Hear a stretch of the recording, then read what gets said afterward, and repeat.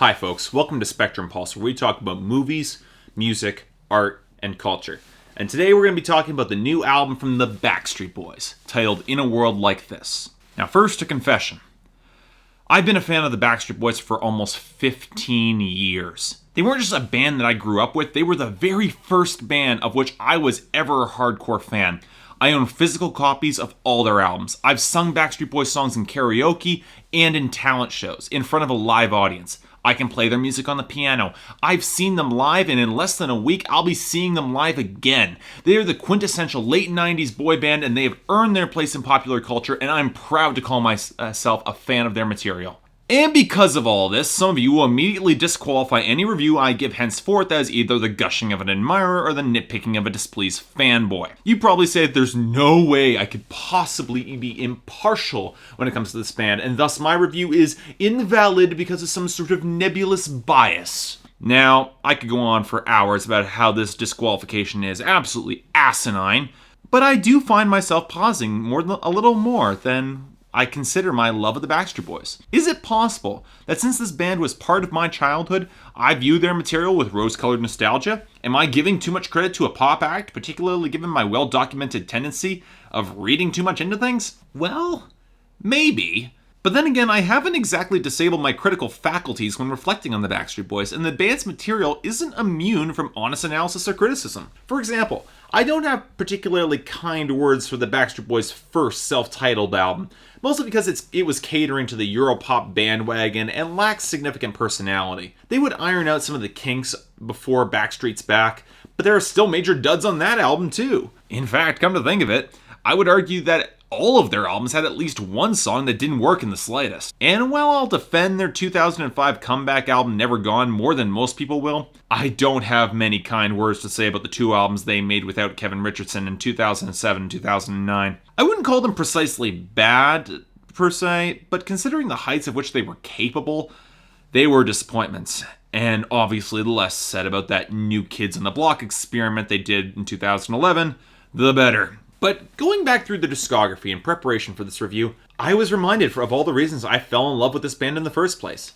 In my review of the Brilliancy EP, I talked about the three factors required to make good pop music: solid, catchy instrumentation and production, good lyrics and vocal delivery, and sincerity. And while the Backstreet Boys have definitely slipped more than a few times with the first two factors, they've never become cynical or pandering or showed anything less than complete sincerity. What other band would make Larger Than Life, one of the biggest hits of their career, an explicit love letter to their fans? In comparison to an act like, say, NSYNC, Backstreet Boys always sounded looser and ever so slightly more organic. Yeah, they were occasionally hyperbolic, and yes, they were occasionally jokey and silly and cheesy for sure, but they were always willing to include themselves as part of the joke and just run with it. If you were laughing, rest assured they were laughing with you, and yet you could tell there was genuine emotion in their delivery. People respond well to that sort of sincerity, and it's no surprise that over a decade after their heyday, there are still hardcore Backstreet Boys fans. So when I heard they released a new album this year, I had a moment of elation. Finally, they were back. But it was very quickly drowned out by some very real concerns. For starters, the Backstreet Boys aren't getting any younger. And if This Is Us taught the world anything, it was that modern production didn't always fit well with the Backstreet Boys.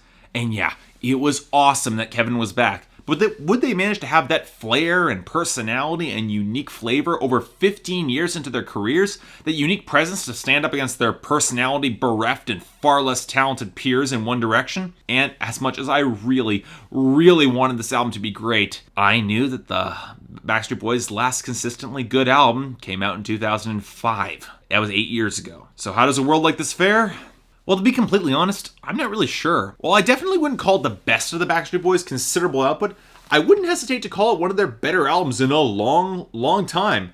Not to mention a pretty damn good album all by itself. But what's most perturbing about the album are the elements that work and those that don't, because they reflect something very, very interesting about the album's artistic direction that I don't think anybody expected. Now, to begin, let me say that all the elements that made the Backstreet Boys a great pop act are still here.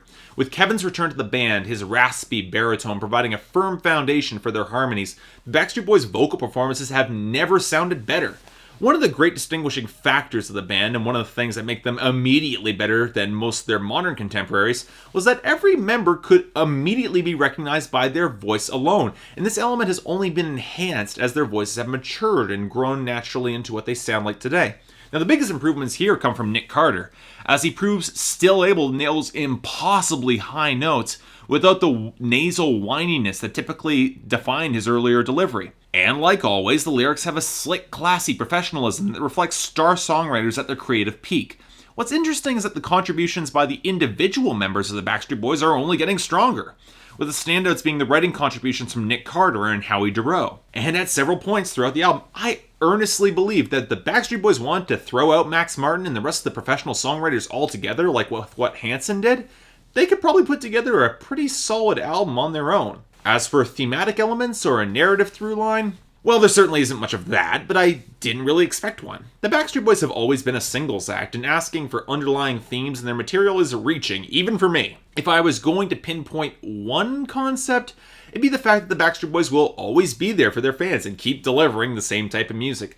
Cheesy, heartfelt, often over the top, and overwhelmingly sincere. But I've avoided the most interesting element in a world like this thus far, and that is the changes and evolution in their instrumentation. Now, in the past, the Backstreet Boys' attempts to modernize with the pop music scene have been awkward at best. In the R&B boom of the early 2000s, they made some efforts to sound a bit tougher on Black and Blue to mixed results, and similarly with more acoustic pop rock of the mid-2000s, with Never Gone. Now, they encountered significantly less success when they tried to emulate the opening salvos of the club boom in 2009, mostly because that scene was a little bit too sleazy and less earnest, which made the Backstreet Boys' straightforward honesty look distinctly dorky. But it's 2013. The club boom has faded and has been replaced by pounding, over-the-top, EDM-inspired music. They have dance beats, they have soaring choruses, they're trying to sound as large and as epic as possible. Now, I've had mixed opinions about most of these acts, mostly because their tendencies are towards underwritten songs, tonal distance between delivery and subject matter, and a lack of restraint on the part of the DJs. And thus, I was justifiably skeptical when I heard the first hints of big beat EDM creeping onto this album. But then I was blown out of the water, because the Backstreet Boys' embrace of EDM-inspired instrumentation completely fits.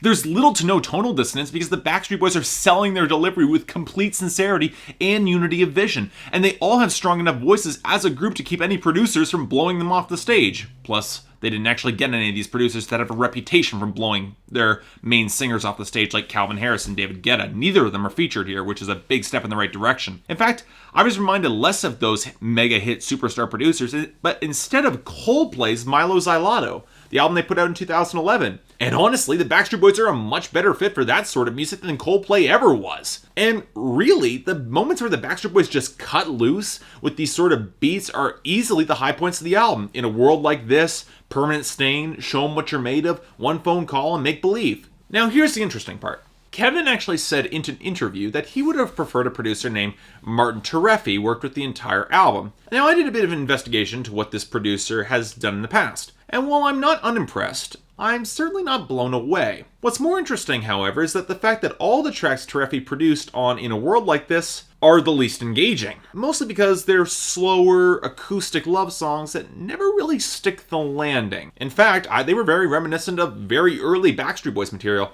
so I'm not exactly surprised that Kevin was a fan of Tereffi. But here's my point. I understand that the Backstreet Boys aren't exactly trying to innovate at this point in their careers, but going back to mine the earlier material isn't exactly a good step for the band. Yeah, none of these acoustic songs are bad per se, I'll admit that. But if they're looking to emulate the music they wrote in the past, this material just doesn't match up in the same way. The Backstreet Boys experimenting with epic sounding EDM, that's new, that's fresh. But going back to the material they did well in the late 90s just strikes me as the wrong direction because, well, we've all heard it all before. And nothing on In a World Like This is going to unseat the great songs the Backstreet Boys made in this style 10 years ago. Once again, Tereffi's songs aren't bad. He's not a bad producer. But they lack a certain presence and personality and unique identity that makes them stand out, particularly against the more energetic tracks. And not only does it hurt the album's flow, spacing the 4 slower, blander songs throughout the album instead of just all in one block, but they also serve as reminders that the Backstreet Boys have done this material better elsewhere. And frankly, when they're experimenting with a modern pop sound, an experimentation that paid off better for them than I think anyone could have expected, including me. It's a serious come down to have to listen to stuff that's basically a throwback to what they've already done. Yet, despite all of this, I dug the hell out of In a World Like This. I don't think it's quite as solid all around as it could have been, but it's definitely worth your time. And if by some miracle the singles actually get some mainstream airplay, I'd be more than happy to see the Backstreet Boys get a second wind. They might be older, but as long as there'll be music, they'll be coming back again.